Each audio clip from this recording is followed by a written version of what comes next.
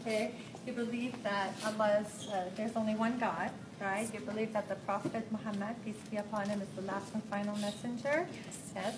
And you believe that there is a day of judgment. Yes. You believe in the Prophet. Yes. And in the angels. Yes. Right.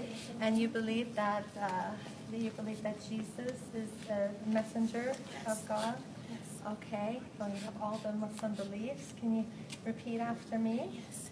Okay. Ashhadu an la ilaha illallah. I bear witness that there's no deity worthy of worship except Allah.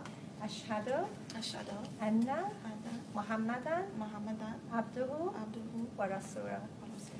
And that the Prophet Muhammad, peace be upon him, is the last and final messenger. Okay?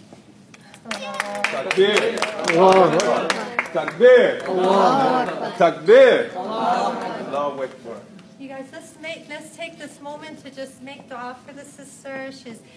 May Allah ease her heart and help her through this journey and give her the strength and the patience, and that each day we're all learning, we're all students, and we're always improving. The door of repentance is always open. May Allah make this a very simple process, inshallah. Fill your heart with His light and give you the strength that you need, inshallah.